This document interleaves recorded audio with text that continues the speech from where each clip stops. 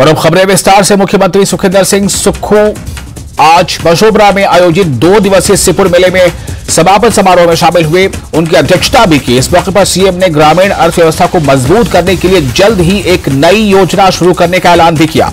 CM ने कहा कि कांग्रेस पार्टी ने विधानसभा चुनाव में दुग्ध उत्पादकों से 10 लीटर गाय का दूध 80 रुपए प्रति लीटर और भैंस का दूध 100 रुपए प्रति लीटर प्रतिदिन खरीदने का वादा किया था और सरकार इस योजना को धरातल पर उतारने की दिशा में ठोस कदम उठा रही है।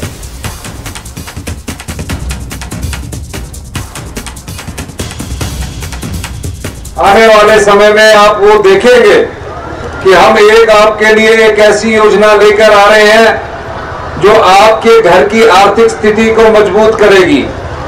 हम ग्रामीण अर्थव्यवस्था को मजबूत करने के लिए गांव के लोगों के हाथ में पैसा कैसे आए, उस दृष्टि से हमारी सरकार काम कर रही है। कैबिनेट में आए दिन हम कहीं ना कहीं पुराने कानूनों को बदलकर नए कानूनी व्यवस्था की ओर जा रहे हैं, लेकिन इसका मतलब ये नहीं है कि हम विकास को रोकेंगे। किसी प्रकार के विकास को नहीं रोकेंगे। अपने आय के साधन बढ़ाने के लिए हम अपने प्रयोग को और अपने आय को कैसे बढ़ाना है, उस दृष्टि से हमारी सरकार कार्य कर रही है। और सिपुर मेले में सीएम सुखविंदर सिंह सुक्खू ने बीजेपी पर जमकर निशाना साधा। सीएम ने कहा कि पिछले 5 साल में बीजेपी की सरकार ने प्रदेश को आर्थिक बदहाली की दिशा में धकेला है और इससे उबरने में प्रदेश को वक्त लगेगा। बता दें कि मेले में सीएम के साथ कैबिनेट मंत्री अनिरुद्ध सिंह भी मौजूद रहे। 1-2 साल में देखेंगे 80 रुपए प्रति किलो के हिसाब से लिया जाएगा और भैंस का दूध 100 रुपए किलो के हिसाब से लिया जाएगा। लेकिन अभी उस योजना का अमली जामा पहनाया जा रहा है। कहां से दूध इकट्ठा करना है, कहां उसको बनाना है, पहले उस इंफ्रास्ट्रक्चर को हम विकसित कर रहे हैं, उसके बाद इस योजना को लागू करेंगे। मैं एक और बात आपको कहना चाहता हूं। अभी हमारी सरकार को 5 महीने हुए हैं। जिस प्रकार पिछली भारतीय जनता पार्टी की सरकार ने इस प्रदेश को जो आर्थिक बदहाली की दिशा में धकेला है, उससे उबरने में हमें अभी समय लगेगा। आपको मैं ये बताना चाहता हूं कि आप पर जितने भी मेरी आवाज सुन रहे हैं, उन प्रत्येक व्यक्ति पर, परिवार के प्रत्येक व्यक्ति पर 92,840 रुपए का कर्जा चढ़ा हुआ है। 92,840 रुपए का कर्जा चढ़ा हुआ है। 75,000 करोड़ रुपए का कर्जा इस सरकार पर चढ़ा हुआ है। आए दिन हमें अब बड़ी कड़ी मेहनत के बाद अपने राज्य को चलाने के लिए धन का प्रावधान करना पड़ता है, लेकिन हम इनसे पीछे हटने वाले नहीं हैं। हम रात के 12-12 बजे तक, 11-11 बजे तक जो व्यवस्था पिछले 40 साल में बिगड़ी है, उसको सुधारने की कोशिश हम कर रहे हैं। हम प्रयास कर रहे हैं कि हिमाचल प्रदेश के लोग अपने पांव पर खड़े हों, हिमाचल प्रदेश की अर्थव्यवस्था मजबूत हो और हमें कम से कम इन्हें मजबूत करने में कम से कम 10 साल लगेंगे और 4 साल लगेंगे अर्थव्यवस्था को पटड़ी पर लाने में, और 10 साल में हिमाचल प्रदेश आप गौरव महसूस करेंगे, गर्व महसूस करेंगे। हिमाचल प्रदेश हिंदुस्तान का सबसे अमीर राज्य होगा, सबसे समृद्धशाली राज्य होगा। और गगरेट विधानसभा क्षेत्र के जीतपुर बेहरी में प्रस्तावित इथेनॉल प्लांट के निर्माण की समीक्षा के लिए एक बैठक की गई। इस बैठक की अध्यक्षता सीएम सुखविंदर सिंह सुक्खू ने की। दरअसल हिंदुस्तान पेट्रोलियम कॉर्पोरेशन लिमिटेड 30 एकड़ भूमि पर लगभग 500 करोड़ रुपए की लागत से यह संयंत्र स्थापित कर रहा है। बैठक में सीएम सुक्खू ने कहा कि राज्य सरकार परियोजना में 50% हिस्सेदारी निवेश करने के लिए तैयार है और सरकार इस परियोजना को पूरा सहयोग देगी। यहां सीएम ने जिला प्रशासन को भंजल से संपर्क सड़क के लिए 10 दिनों के भीतर भूमि अधिग्रहण का काम शुरू करने का भी निर्देश दिया। साथ ही प्लांट के निर्माण में आने वाली सभी बाधाओं को दूर करने का भी आश्वासन दिया। सीएम सुक्खू ने कहा कि यह प्लांट स्थानीय लोगों को रोजगार और स्वरोजगार के अवसर प्रदान करेगा और कांगड़ा, हमीरपुर, बिलासपुर के साथ पंजाब के पास के जिलों के किसानों को अनाज आधारित इथेनॉल प्लांट से फायदा पहुंचेगा। उप मुख्यमंत्री मुकेश अग्निहोत्री ने माता श्री चिंतपूर्णी मंदिर ट्रस्ट की ओर से मुख्यमंत्री राहत कोष के लिए 1 करोड़ रुपए का चेक दिया। शिमला में यह चेक उप मुख्यमंत्री ने सीएम सुखविंदर सिंह सुक्खू को भेंट किया, जिस पर सीएम ने इस त्वरित कार्य के लिए माता श्री चिंतपूर्णी मंदिर ट्रस्ट का आभार व्यक्त किया।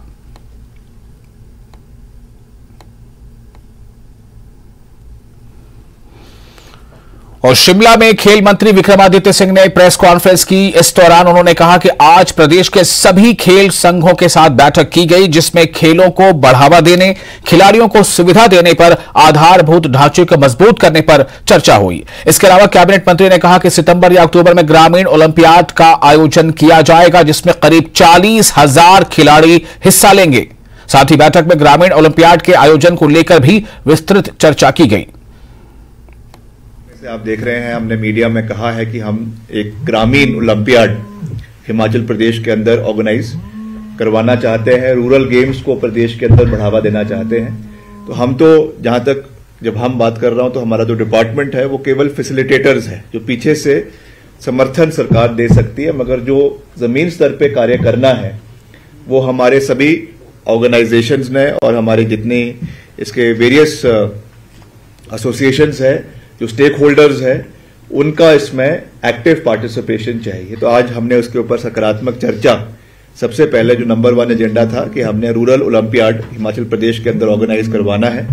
और जैसा मैंने आपको पहले भी कहा, इसमें हमने अभी तक जो एस्टिमेट लगाया है कि करीबन इसमें 40,000 यूथ प्रदेश के अंदर इसमें पार्टिसिपेट करेगा, करीबन 20,000 मेन एंड 20,000 विमेन। इसका अभी हम एक पूरा खाका बना रहे हैं, जिस पर अभी मोटी मोटी चर्चा हमने सभी अपने एसोसिएशन के लोगों से करी है। कौन कौन सी गेम्स को उसमें हमने रखना है, उसके बारे में अभी एक और राउंड ऑफ टॉक्स आने वाले समय में होगा और फिर उसके बारे में हम एक डिटेल्ड आपको जानकारी आने वाले समय में देंगे। मगर इसको हमने टेंटेटिवली जो है वो सितंबर और अक्टूबर के महीने में हिमाचल प्रदेश के अंदर करवाना है। हिमाचल प्रदेश में आयोजित रोजगार मेले में 561 युवाओं को नियुक्ति पत्र दिया गया। केंद्रीय मंत्री अनुराग ठाकुर शिमला में आयोजित रोजगार मेले में शामिल हुए। उनके साथ साथ सूरज कश्यप भी शामिल हुए। अनुराग ठाकुर ने कहा कि पीएम ने 1 साल में 10 लाख नौकरी देने का लक्ष्य तय किया है, जिसके 5वें संस्करण में अब तक करीब 3,60,000 युवाओं को सरकारी नौकरी दी जा चुकी है। प्रधानमंत्री नरेंद्र मोदी जी ने भारत सरकार के माध्यम से 10 लाख सरकारी नौकरियां 1 साल में देने का जो संकल्प लिया है, उस निर्णय के अंतर्गत आज 5वां संस्करण भारत सरकार में नौकरियां देने के नियुक्ति पत्र का था। मुझे कहते हुए प्रसन्नता है कि पहले 4 संस्करणों में 2,88,000 युवाओं को अब तक रोजगार दिया जा चुका है। यही नहीं, भारत को विकसित भारत बनाने के लिए हम सब एकजुट होकर अमृत काल से स्वर्णिम काल की इस यात्रा में इकट्ठे मिलकर लगेंगे, प्रयास करेंगे और समय से पहले विकसित भारत का निर्माण करेंगे। मित्रों, मुद्रा योजना में भी करोड़ों लोगों को बैंकों से पैसा मिलकर स्वरोजगार, रोजगार के अवसर मिले। स्वनिधि योजना में भी 40 लाख से ज्यादा रेहड़ी पटरी वालों को 10-10 हजार रुपये, अब तो कईयों को 50-50 हजार रुपये तक की सुविधा भी मिली है और इंटरेस्ट सब्वेंशन भी मिली है। इसी तरह से ही स्टार्टअप्स हो या स्टैंड अप इंडिया के माध्यम से हो, लोगों के लिए उद्यमी बनने का अवसर और उसके माध्यम से बाकियों को रोजगार देने के अवसर भी मिले। अगर ईपीएफओ का डेटा देखा जाए तो 4.5 करोड़ से ज्यादा नए लोगों का ऑर्गेनाइज्ड सेक्टर में आज रोजगार मिले हैं। यह अपने आप में पिछले कुछ सालों में बहुत बड़ी उपलब्धि है। मुझे पूर्ण विश्वास है, जिस तरह से विदेशी पूंजी निवेश भारत में आ रहा है और भारत सरकार ने भी कैपिटल इन्वेस्टमेंट 10 लाख करोड़ रुपए की है, इससे पता चलता है कि रोजगार के अवसर और उत्पन्न होंगे। और वहीं केंद्रीय मंत्री अनुराग ठाकुर ने शिमला कालका रूट पर ग्रीन हाइड्रोजन ट्रेन चलाने की बात कही है। केंद्रीय मंत्री ने कहा है कि इस क्षेत्र में 8 लाख करोड़ का निवेश केंद्र सरकार करेगी। शिमला कालका ट्रैक पर ग्रीन हाइड्रोजन से ट्रेन चलाई जा सकती है, जिससे प्रदूषण भी कम होगा। देखिए, भारत ग्रीन हाइड्रोजन का हब बने, इस बार के बजट में भी 19,700 करोड़ रुपए का प्रावधान उसके लिए किया गया है और इसमें 8 लाख करोड़ रुपए से ज्यादा की इन्वेस्टमेंट अगले 3 सालों में आएगी। लाखों लोगों को रोजगार के अवसर मिलेंगे। 5 मिलियन मीट्रिक टन की एनुअल प्रोडक्शन भारत की होगी, जो देश के लिए और विदेशों के लिए भी एक अवसर होगा। तो ग्रीन हाइड्रोजन में जहां गाड़ियां चलेंगी, चाहे कार्स हो, बसेस हो, वहीं पे रेल गाड़ियों के इंजन को भी उस तरह से बनाने का प्रयास रेल मंत्रालय कर रहा है ताकि ग्रीन हाइड्रोजन का उपयोग हो सके। और हिमाचल जैसे राज्य में छोटी ट्रेन पे, नैरो गेज पे उसको पहले प्रशिक्षित अगर किया जाएगा तो प्रदूषण भी कम होगा, कोयला या डीजल का उपयोग यहां पर नहीं होगा, आपको रेलवे में इलेक्ट्रिफिकेशन इस रूट पे नहीं करनी पड़ेगी और आप ग्रीन हाइड्रोजन से उसको चला सकते हैं। अनुराग ठाकुर ने हिमाचल में सुख की यानी सुखों की सरकार पर तंज किया है। उन्होंने कहा है कि टीवी चैनल और अखबारों में दिख रहा है कि कितना सुख है।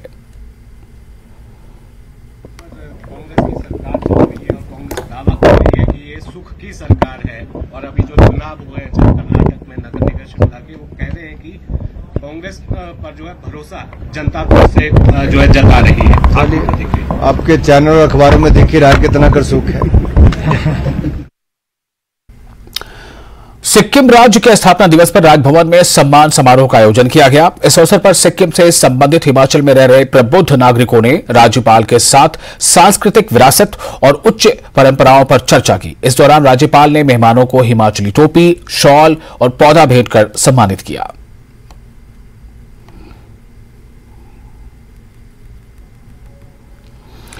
धर्मशाला में आईपीएल मैच के लिए पहुंचे पंजाब किंग्स के खिलाड़ियों ने दलाई लामा से मुलाकात की। एचपीसीए डायरेक्टर संजय शर्मा के साथ कई खिलाड़ी दलाई लामा से मिलने पहुंचे थे। आपको बता दें कि 17 और 19 मई को यहां आईपीएल यानी इंडियन प्रीमियर लीग के 2 मैच होने हैं, जिसके लिए पंजाब किंग्स और दिल्ली कैपिटल्स की टीमें भी धर्मशाला पहुंच चुकी हैं। James Hopes. So James, how was the meeting with his holiness? Yeah, it was pretty cool. We can explain a few of his philosophies to us. Things that we do in their life. Do you think it will help you? I think it spoke a lot about, being calm and. और फिलहाल एक छोटा सा break लेते हैं। Break के बाद खबरों का सिलसिला जारी रहेगा।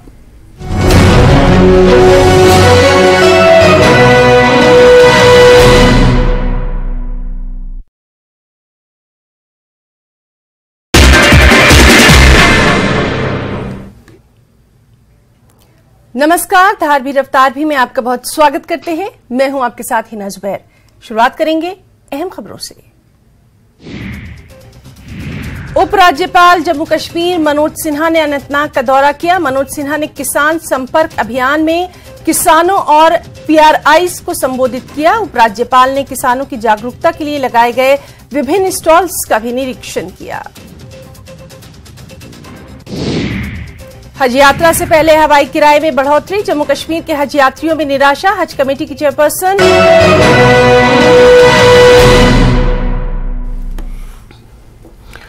ब्रेक के बाद फिर आपका स्वागत है। मंडी में प्रताप चंद नाम के शख्स ने अपने ही ससुर पर पिटाई करने और कार जलाने का आरोप लगाया है।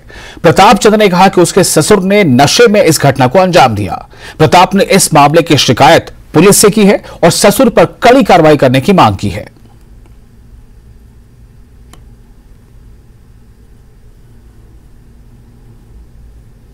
मैंने बोला चलो आपको छोड़ देता हूँ वापस। उसने मेरे को चांटा मारा, लात मुक्की मारी और गाड़ी की शीशे तोड़ दिए और मेरे को मारा। सिर में देखो कितनी चोटें लगी है।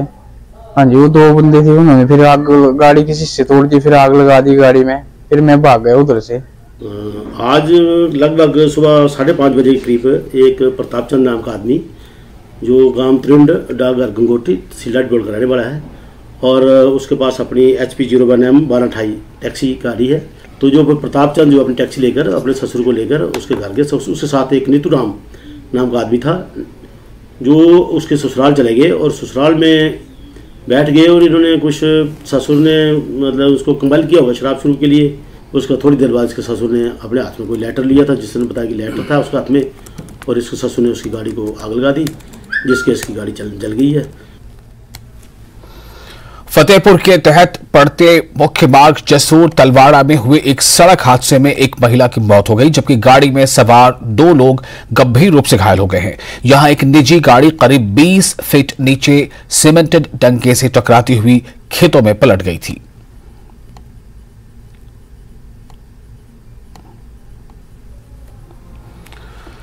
प्रदेश सरकार ने 1 जुलाई से प्रदेश भर के सभी उपायुक्त कार्यालयों को ई ऑफिस में बदलने के निर्देश दिए हैं, जिसके बाद डीसी ऑफिस बिलासपुर को ई ऑफिस में बदलने की कवायद शुरू हो गई है।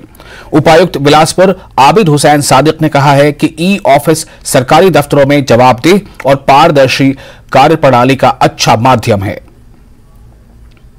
आप सबको विदित है कि पूरा देश जो है टेक्नोलॉजी को अडॉप्ट कर रहा है, हर चीज़ को जो है टेक्नोलॉजी के साथ जोड़ा जा रहा है। तो हमने भी ये शुरुआत करी है कि हम भी अपने दफ्तर में ई ऑफिस को इम्प्लीमेंट करेंगे 2 महीने के अंदर अंदर। ये सारी फाइलें जो कि पेपर जो हमारा चला हुआ है, it will be completely paperless. तो इसका प्रशिक्षण कल से हमने देना अपने एम्प्लॉयज को शुरू किया है और आहिस्ता आहिस्ता नेक्स्ट मंथ से हम इसको पायलट के तौर पर शुरू करेंगे, ट्रेनिंग के तौर पर शुरू करेंगे। और फ्रॉम द 1 जुलाई हमारा ये टारगेट है कि हम बिल्कुल ही पेपरलेस करके ई ऑफिस को अपने दफ्तर में पूरे ब्रांचेस में इंप्लीमेंट करेंगे। नूरपुर के बड़ुखर पंचायत स्थित कम्युनिटी हॉल में प्रशासन जनता के द्वार कार्यक्रम का आयोजन किया गया। इसकी अध्यक्षता इंदौरा के विधायक मलेंद्र राजन ने की। इस मौके पर सभी विभागीय अधिकारी मौजूद रहे। कार्यक्रम के पहले चरण में विकास खंड की 4 बड़ुखर, भोगरमा, पलाखी और सुराड़वा पंचायतों के लगभग 141 लोगों की समस्याओं को सुना गया।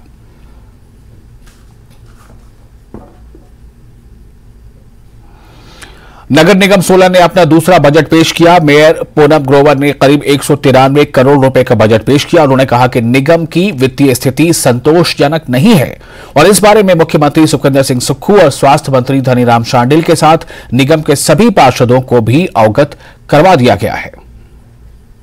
में जो है हमारा जो मेन लक्ष्य था, उसमें जो है मेन जो तवज्जो है पार्किंग को दी गई है कि शहर में लोगों को पार्किंग की सुविधा दी जाए।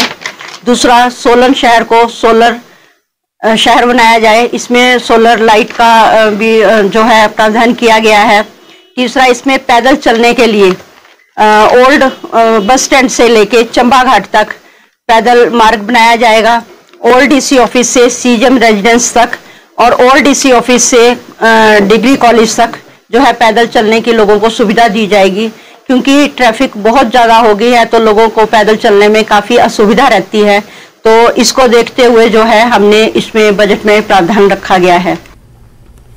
नगर निगम सोलन के बजट पर भाजपा पार्षद शैलेंद्र गुप्ता ने निराशा जताई है। शैलेंद्र गुप्ता का कहना है कि नगर निगम का बजट सिर्फ आंकड़ों का मकड़ चाल है। देरी से बजट पेश होने के बाद शहरवासियों को उम्मीद थी कि बजट में फ्री कूड़ा और फ्री पानी देने की बात पर भी चर्चा होगी, फ्री कूड़ा उठाए जाने पर चर्चा होगी, लेकिन बजट पेश होने के बाद शहरवासियों को सिर्फ निराशा हाथ लगी है।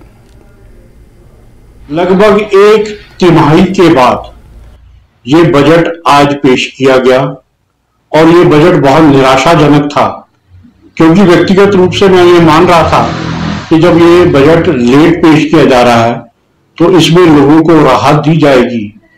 जो घोषणा पत्र में मुफ्त में पानी देने की बात की गई थी, शायद इस वजह से बजट लेट किया जा रहा है, क्योंकि अब इनकी सरकार भी आए को लगभग 6 महीने हो गए हैं। तो ये माना जा रहा था कि भी हो सकता है कि ये कूड़े का जो बिल है उसको माफ करने और पानी को मुफ्त देने के लिए, लेकिन जब ये बजट पेश किया गया तो बहुत निराशा सभी पार्षदों को लगी, जबकि उसमें इन बातों का जिक्र ही नहीं किया गया था जो उनके घोषणा पत्र में थी। देहरा के नायक विकास चौधरी को शौर्य चक्र मिलने पर देहरा में जश्न है और अब बीजेपी मंडल देहरा ने भी विकास चौधरी को सम्मानित किया है। बीजेपी मंडल देहरा ने पूर्व मंत्री रमेश धवाला की अगुवाई में नायक विकास चौधरी और उनके परिजनों को शॉल टोपी पहनाकर सम्मानित किया। रमेश धवाला ने कहा कि नायक विकास चौधरी ने शौर्य चक्र से सम्मानित होकर देहरा का सीना गर्व से चौड़ा कर दिया है।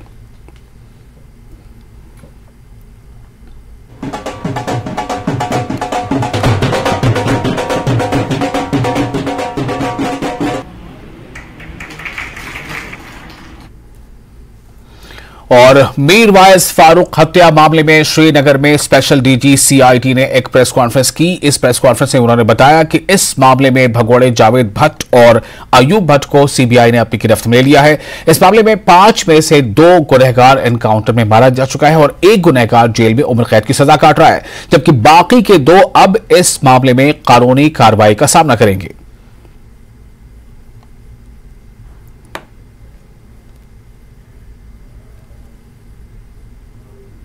केस जो है FIR number 61/1990 original police station Nageen का, वो केस जाके 2009 में खत्म हुआ, यानी कि कम से कम 10 साल उसको लग गए, 9 साल लग गए उसको।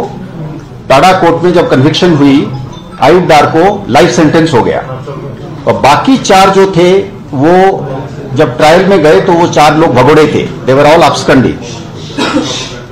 उसमें जो मेन गिरोह का जो लीडर था अब्दुल्ला बंगरू, वो ट्रायल के दौरान एनकाउंटर में मारा गया। यानी कि एक्चुअली 4 लोग जो है इंग्लिश में जैसे कहते हैं कि they were on the run. So Abdullah Bangroo who was found to be the leader of the team, he was killed in an encounter. Subsequently Rehman Shigan करके एक और अक्यूज्ड था, वो भी मारा गया एनकाउंटर में। उसके बाद 2 बंदे जो है वो भागने में कामयाब रहे, उनका नाम है जावेद भट्ट और अयूब भट्ट। जावेद भट्ट जो है अजमल खान है उनका code name, late Habibullah Bhat resident of Solinawala. दूसरा जो है वो जोहर अहमद भट्ट कोड बिलाल, और ये लेट मोहम्मद रमजान भट्ट के बेटे हैं, ये भी बटमंडी के रहने वाले। पहले वाले जो है वो नटीपुरा श्रीनगर के हैं। अब जैसे टिपिकली कहते हैं कि long arms of the law, 30-32 साल के बाद उनका वो बीच में पाकिस्तान भाग गए, फिर नेपाल भाग गए।